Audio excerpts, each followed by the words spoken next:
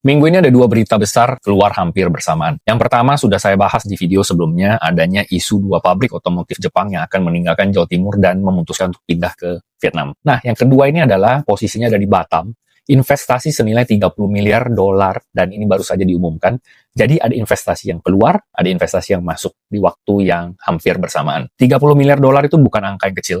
Itu lebih besar dari APBD banyak provinsi di Indonesia kalau digabung jadi satu. Namanya Nvidia dari Amerika, Firmus Technologies dari Australia, dan Day One dari Singapura. Mereka semua masuk ke Batam untuk membangun kampus Nvidia DSX AI Factory. Berkapasitas 360 MW dan ditargetkan mulai beroperasi di kuartal pertama 2027. Dengan masa kemitraan 8 tahun. Fasilitas ini diproyeksikan menyediakan hingga 170.000 chip akselerator AI NVIDIA sepanjang tahun tersebut. Dia akan menjadi salah satu klaster GPU terbesar yang direncanakan di Asia Tenggara. Jadi ini bukan proyek kecil, ini proyek yang bisa mengubah posisi Indonesia di peta teknologi global. Tetapi sebelum kita rayakan dan terlalu cepat senang, ada satu kalimat dari pejabat yang menyetujui proyek ini yang jarang diperhatikan. Wakil Kepala Badan Pengusahaan Batam bicara soal dampak investasi ini ke tenaga kerja. Jadi ini saya kutip langsung, katanya meningkatkan peluang kerja bagi tenaga profesional. Jadi kata kuncinya tenaga profesional, bukan tenaga kerja umum, bukan operator, bukan buruh. Dan soal berapa lapangan kerja yang akan tercipta, tidak ada satupun angka yang pasti disebutkan di artikel tersebut. Nilai investasinya disebut sampai detail,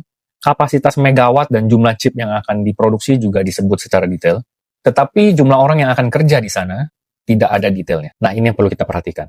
Pabrik otomotif yang baru saja memilih untuk pergi ke Vietnam itu mempekerjakan ribuan orang. Mulai dari operator, produksi, teknisi, staf logistik. Jadi pekerjaan-pekerjaan yang bisa diisi yang rentangnya luas. Dari lulusan SMA sampai sarjana teknik. Sedangkan data center AI yang nanti akan masuk di Batam itu berbeda total. Secara global, fasilitas seperti ini dikenal sebagai investasi padat modal, tetapi rendah tenaga kerja. Yang dibutuhkan bukan ribuan orang, tetapi segelintir spesialis. Dan ini bukan hanya fenomena di Indonesia. Seperti pabrik VW di Jerman, salah satu produsen mobil terbesar di dunia, baru-baru ini mengumumkan mem-PHK 100.000 karyawan dan akan tutup 4 pabriknya. Alasannya sama, pergeserannya juga mirip-mirip. Jadi era ekonomi yang berbasis tenaga kerja massal itu sudah sedang digantikan dan bergeser ke era yang berbasis keahlian spesifik. Pabrik yang pergi itu menyerap ribuan pekerjaan. Sedangkan data center yang datang memang membawa 30 miliar dolar, tetapi itu hanya akan buka lapangan pekerjaan untuk tenaga profesional. Bukan berarti ini buruk, proyek Batam ini tetap penting memperkuat posisi Indonesia di rantai nilai ekonomi digital global dan membuka ekosistem AI yang sebelumnya kita belum